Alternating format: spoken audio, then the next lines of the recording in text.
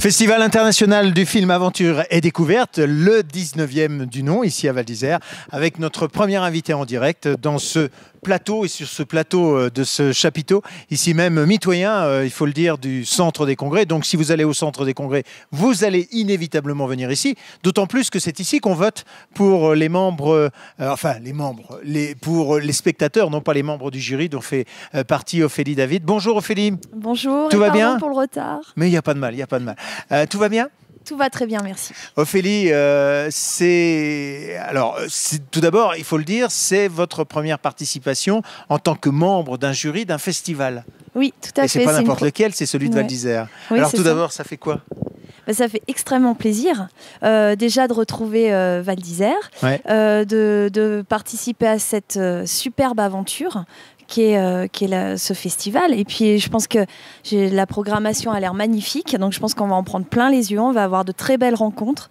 Donc extrêmement fière aussi de faire partie de ce programme. Bon, très bien. C'est la première fois que vous venez à Val d'Isère, vous qui êtes de l'Alpe d'Huez? Non, bien sûr que non. Je suis skieuse, alors pensez bien que Val d'Isère, j'y viens souvent. C'est quoi le mythe de Notamment Val d'Isère? l'été. Ah bon? Ah oui, sur le Pisaya, bien sûr. Très bien, bravo. Avec l'équipe de France? Voilà, tout à fait. Ah d'accord, vous êtes complètement en haut du glacier, voilà, c'est ça, on a la où il y a vue le border panoramique cross? en redescendant. Oui, c'est ça. Oui. Et vous y étiez ces dernières années? Pas l'été dernier, mais les 3 années précédentes, oui. D'accord, ça fait quoi d'être à Val d'Isère quand on est skieuse? C'est quoi l'image de Val d'Isère? Val d'Isère, il y a quand même la grosse empreinte du Critérium. Donc c'est vrai que c'est le fleuron des Coupes du Monde en France. Alors ça fait partie des institutions. On va souvent aussi chez vos voisins à Tignes, puisqu'il y a un glacier. Mais c'est vrai que Val d'Isère fait partie des stations leaders desquelles on peut s'inspirer et qui créent la synergie et vraiment une dynamique positive pour l'ensemble des Alpes. D'accord, alors vous faites partie de l'équipe de France ski cross. On associe souvent le freestyle au ski cross. Moi, je voulais l'associer à l'aventure. Finalement, vous êtes quand même quelque part un peu l'antithèse de l'aventure parce qu'il n'y a rien de plus réglé comme du papier à musique que le ski cross, puisque tout est repéré, tout est pensé, imaginé, chronométré évidemment. Oui, c'est vrai qu'on connaît notre parcours sur le bout des doigts. Effectivement, on a extrêmement bien intégré ce parcours, mais ensuite sur des runs à 4 en même temps, 4 personnes en même temps, autant vous dire que c'est vraiment l'aventure, c'est beaucoup d'improvisation, c'est surtout beaucoup d'adaptation. Mais c'est vrai que pour avoir cette fluidité, cette liberté de choix, il faut avoir en amont vraiment intégré toutes les figures, tous les modules, ne jamais être surpris, avoir un temps d'avance sur le parcours pour pouvoir ensuite jouer avec ses adversaires. Ouais, ça joue des coudes quand même. Hein. C'est violent. Hein. Oui, je veux dire, ça me rappelle un peu les années 70 avec les rollers, les films de rollers des années 70. Rollerball. Ouais, rollerball. Non, en fait, c'est vrai qu'il y a du contact, on se touche, hein, c'est vrai que ça arrive puisqu'il y a une ligne idéale et on est 4 à vouloir être dessus, mais ce n'est pas un sport de contact, c'est-à-dire qu'on ne va pas le rechercher. Ouais. Vous pensez bien que nous on évolue à 80-90 km/h, on a des sauts qui vont jusqu'à 40 mètres de long, pas mal. Plusieurs mètres de hauteur. Ouais. On ne pense pas à aller titiller le voisin, on pense surtout à faire la différence et à le doubler sans justement qu'il y ait d'accroche du tout, sans se toucher du tout. Ouais. Mais c'est vrai, par contre, que ça arrive qu'on se touche. Quand on est en haut d'une telle compétition, on n'imagine pas, pour un lambda, ce que ça peut représenter comme déclivité, comme pente, parce que ça va très très fort. Quand on voit à la télé, ça écrase un tout petit peu. Oui. On se dit, ouais, ça se passe, ce sont des petites bosses, tout ça. Mais en fait, quand on est en haut, ça envoie vraiment très très fort. Hein. Oui, c'est vrai que le ski est desservi par les caméras parce que ça aplatit vraiment les pistes et on ne se rend pas compte non plus de la vitesse parce qu'en fait, le skieur est suivi à la caméra, donc on ne voit pas la vitesse à laquelle on évolue. Mais on a la chance d'être français et il y a énormément de stations qui accueillent des Coupes du Monde, tant d'alpins comme vous, mais aussi beaucoup de stations qui accueillent du freestyle et notamment du ski cross.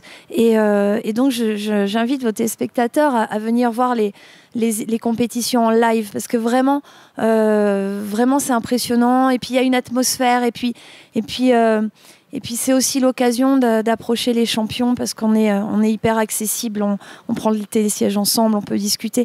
C'est une grande famille les skieurs, donc quand on aime la glisse, on aime la partager. Voilà. Alors vous voilà maintenant à Val d'Isère pour ce festival Aventure et Découverte avec comme président Antoine Maximi. Qu'est-ce que vous attendez de ce festival en tant que membre du jury ?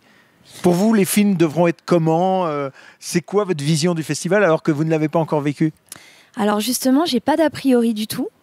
Comme Antoine. Donc, point commun avec Antoine. Oui. Non, je m'attends à rien de spécial. Si ce n'est que je me rends compte là depuis, j'ai reçu la liste des films et puis leur petit descriptif.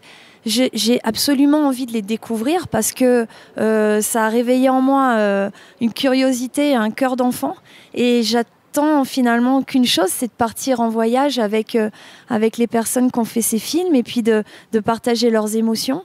Et voilà, j'attends qu'ils m'emmènent, qu'ils me prennent par la main et qu'ils m'emmènent dans leur aventure. C'est, je crois, le plus beau des cadeaux qu'on puisse recevoir et je suis prête à les recevoir, franchement. Diantre, ça c'est intéressant, hein. C'est pas seulement de regarder des films, mais c'est de partir à l'aventure, alors si j'ai bien compris.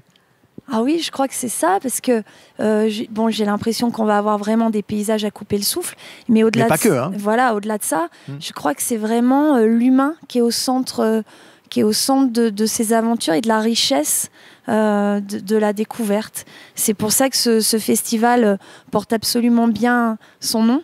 Et voilà, non, je me languis, je trépigne. J'ai hâte que ça commence. Vous n'avez jamais été membre d'un jury quelconque, en tous les cas d'un festival.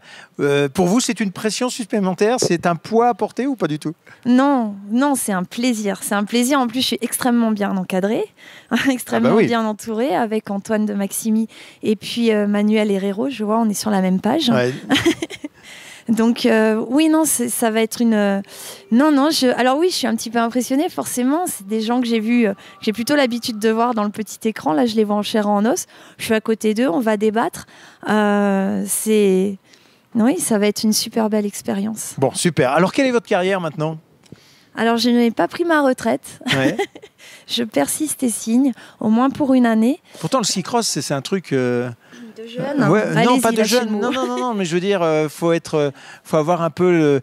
Quand on mûrit un peu dans ce sport un peu extrême quand même, on se dit, attention, je vais peut-être me faire mal, je préfère peut-être ralentir, etc. Enfin, je veux dire, c'est un sport d'instinct, quoi, en quelque sorte, qui va très bien à ceux qui ont entre 15 et 20 ans. Oui, c'est vrai. C'est vrai qu'il faut garder cette âme d'enfant. Il faut garder un esprit joueur. Et c'est vrai qu'en prenant de l'âge, forcément, on a croisé sur sa route des blessures et puis ça laisse quelques stigmates. Mais c'est aussi une force que de s'en servir pour mieux se connaître et puis mieux appréhender les compétitions. Et moi, aujourd'hui, j'ai presque envie de vous dire que c'est le contraire. J'ai rarement été aussi libérée et sereine durant ma carrière. Ouais. Je sais que le plus gros est derrière moi. Aujourd'hui, chaque course que je prends, c'est parce que j'ai extrêmement envie de prendre le départ. C'est parce que j'ai extrêmement envie de faire ce que je fais. Et voilà, j'ai passé le cap où quelqu'un va me dicter si oui ou non je vais prendre un départ. Aujourd'hui, j'ai vraiment la maîtrise de cette carrière et c'est un extrême bonheur, une grande chance. Et après ? Et après, écoutez, je sais pas. Je sais pas, évidemment, il y a quelques pistes, mais aujourd'hui, rien de très défini. Je suis quelqu'un d'assez exclusif, donc aujourd'hui, j'ai envie de vivre le ski à fond. Jusqu'à ce que un jour, mon cœur et ma tête me disent de prendre une autre direction, et ce coup-là, je serai à fond dans cette nouvelle voie. Mais aujourd'hui, oui, il y a des aspirations, il y a des choses, mais rien de très concret. Vous serez là à partir du 7 juin sur le glacier du Pisaya pour vous entraîner ?